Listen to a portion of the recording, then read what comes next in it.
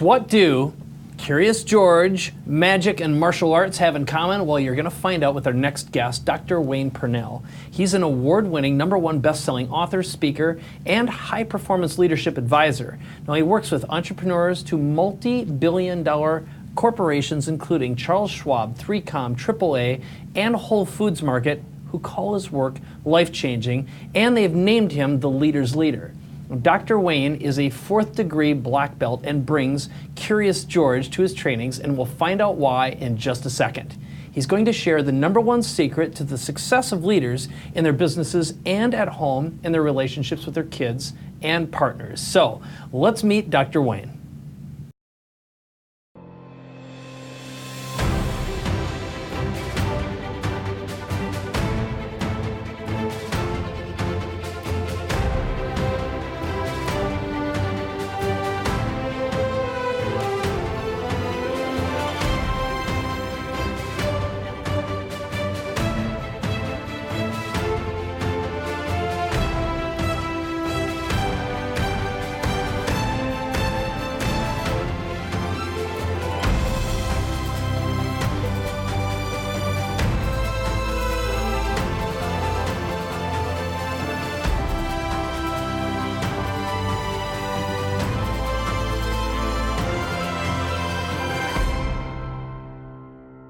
All right, Dr. Wayne, so what's up with the monkey? Well, that monkey is not just any monkey. That's right. That's George. It's Curious George. And I loved Curious George, man. That was my favorite book growing up. I have great memories. Here's the deal, is that George was what kind of monkey? A curious little monkey. Mm-hmm. Right now, a naughty monkey. He would get into trouble, but he'd always find his way out. Mm-hmm. And here's the thing, is that I do bring George to pretty much every leadership group that I run. And that's because when you stay, he's a reminder to me to stay in curiosity. And when you stay in curiosity, you cannot be in this place of judgment. So when people start with, hey, what's with the monkey? It's like, what a great opening, right? Yeah, so it's awesome. It's like, yeah, you know what? Let's stay in that place of wonder and curiosity. And that really, really, really helps to open up leadership. Yeah, I love it. I love it. So one of the big promises we made at the beginning was the #1 secret to the success of leaders. So you've worked with these billion-dollar corporations, Yes. many, many millionaires, people from very diverse walks of life. Right. So what is it that separates? So I've been doing this about 37 years, right? I blended my background in clinical psychology, that's the doctory part of me, right? Yeah. With business. I've been doing this about 37 years, and here's the thing, is that Forbes and Harvard Business Review and my experience throughout that time, it all bears out that when leaders get into trouble, they're missing one key thing: purpose. They're missing the ability to define that purpose. They're missing their clarity of direction. And so that's the biggest thing right now, is who are you and where are you headed? Right? That comes up over and over and over, and it comes up in so many different ways too. Yeah, so you get so focused on being busy, being active, and success and money and all that, and you forget the reason why. Here's the thing, it's amazing what happens, right? So people start out, like even defining success. You know, we start out and we go, wow, that thing up there, I'm gonna climb for that. Mm-hmm. I'm going for that. And we set out on this path. And we go, and we do all the supposed tos and the shoulds, and you know what happens is we get to that place that looked like success, but maybe 10 or 15 or 20 years have gone by, and that thing that looked like success so long ago is sort of like, now what? Yeah. You know, I'm here, now what? Is this all there is, Sure. right? So it's really about, stop just showing up. Really, let's redefine who you are. Right. You're a different person than you were 20 years ago. You're a different person than you were 5 years ago, 2 years ago. Even if you think about it, you're different than you were last week, right? Even yesterday. You've learned something, so you've grown. That's great. Right? That Acknowledge that and focus on where you're headed. Great. So let's get to the formula, because you have lots of processes you use, and it's not like we're formulas as human beings, but you've been getting consistent, repeatable results Yes. with your clients and customers for years. So Right.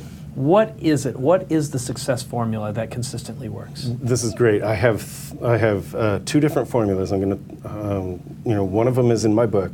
The one that shows up really often is the first one that we started to talk about. It's the 3 C's actually, and one is curiosity, right? And then we've got communication, which is a problem because sometimes you get the how not to be a person, how not to be a leader versus how to be a leader. Clarity is the other one, right? So we've got clarity of purpose, we've got curiosity, and we've got communication. Now, in my work, I have come across different leaders, and I found this one leader who taught me how not to be. And he would snap his fingers and he'd yell, "Teresa, Teresa," and he would bark at his secretary. Which is what he called her, not assistant. And it was like, "Get me my red FIFO." And it was like, what? And he was showing me how to be a leader. And he showed me that he was given a red file folder. And it was empty. But for him, that was success because he was going to show people, he was going to walk about with his red FIFO. And you know what? Communication is so important, and it shows up like in how you are and who you are.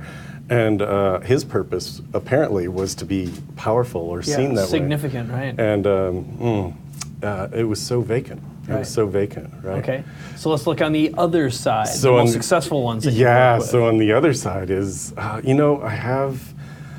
work with all kinds of people. I work with C-suite, I work with senior level executives, and I work with entrepreneurs. And here's the thing, I have one woman in my mind, I call her Dr. Glenda. She's a healthcare practitioner. She has a booming practice, doing great. And in starting to go through some of the work, what she found was, things aligned for her. When she got her purpose back, her productivity increased by tens of thousands of dollars. So what happened? She was able to reduce her workload by like a day a week. She got a day a week back. And here's the thing about purpose is that sometimes we forget that it's not about the work.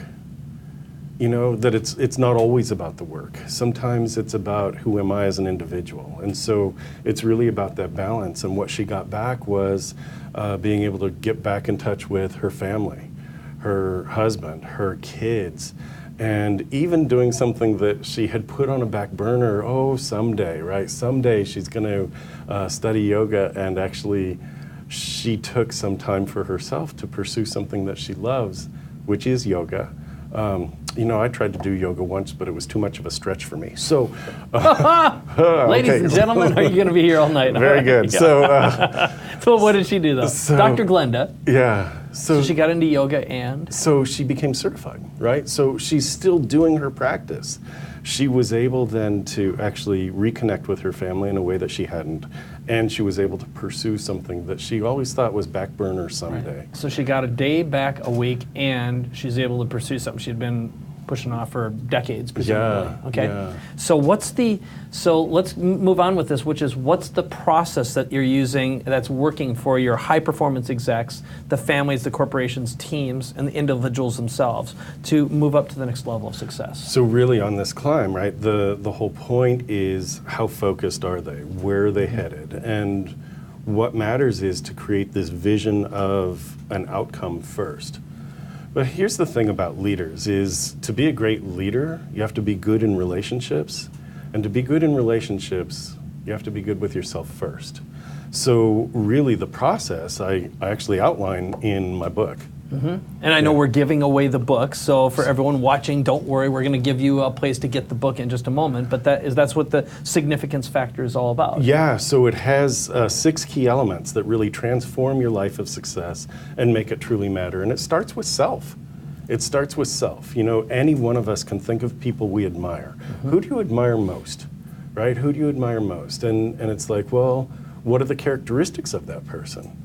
And can you say that if you admire that person, do you have those traits? And we often look outward, and the first step is to really look inward. Right. So outwardly, wow, I really admire that person for these traits and these traits. And inwardly, like, oh, do I have those traits? If I admire it in others, if that's what success looks like, who am I?